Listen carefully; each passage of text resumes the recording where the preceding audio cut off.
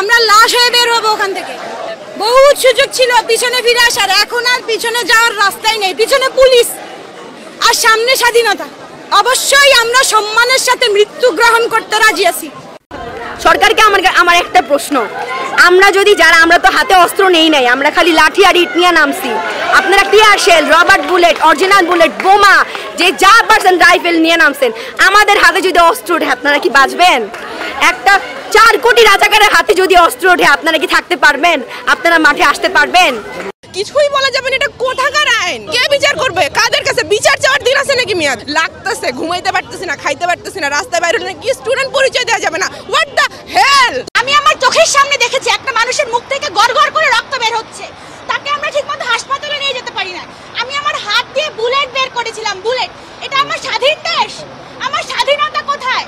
একটা সাধারণ আন্দোলন যেখানে আমরা শুধু মত প্রকাশ করতে চেয়েছিলাম, একটা সাধারণ, একটা নিরস্ত্র আন্দোলনকে রণক্ষেত্রে পরিণত করেছিলেন। এত মানুষ মারা গেছে। একটা 4 বছরের বাচ্চা, সে তার বাসায় স্বাধীন না।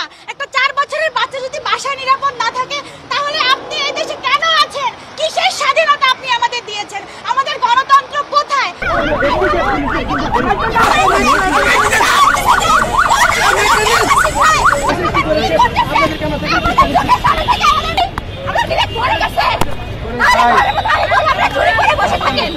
বাবাকে বলে আসছি আজকে যদি মরে যাই আমার লাশটা যেন রাস্তা থেকে কেউ না তুলে। আমরা নারী শিক্ষার্থীরা কেউ ঘরে বসে থাকবো না। সবাই বের হয়ে আসবে। ন্যাশনাল ঢাকা কলেজ বিশ্ববিদ্যালয় এখন এক হয়ে যাবে। সহিংসতা ছড়িয়ে আমাদের মধ্যে ভয় ঢোকানোর চেষ্টা করছে, কিন্তু এটা হবে না, বৃথা যাবে। বাংলাদেশের 90% শিক্ষার্থী আর 1% হলে সন্ত্রাসের চান্স পাইবো। মাত্র বিরিয়ানির লোভে এরা এখানে আসে। এই ছেলেটা পাস করছে, এই ছেলেটা পড়াশোনা করে। সবাই কোডার পুলিশ, সবাই কোডার পুলিশ। শুধু নিজেদের কথা ভাবি। আপনার বিশ্ববিদ্যালয় জানতে পারি, আপনার বিশ্ববিদ্যালয় জানতে পারি। আমাদের বড় ভাই কি বাবা, আপনার বিশ্ববিদ্যালয় আমাদের বিশ্ববিদ্যালয়, ঢাকা বিশ্ববিদ্যালয় পড়তেন আপনি?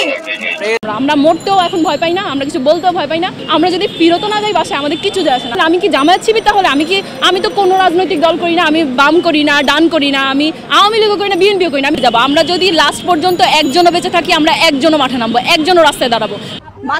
মাথা ফেটে গেছে, রিক্সাতে যাচ্ছে, আহত, বলতেছে তোমরা আমাদের মেয়ে, তোমরা আমার মেয়ে এখানে পড়ে, ওরা তোমাদের নিরাপত্তার কথা আমরা চিন্তা করি। নিরাপত্তার কথা যদি এত চিন্তা করলো, এতগুলা মানুষ কিভাবে মারা গেল?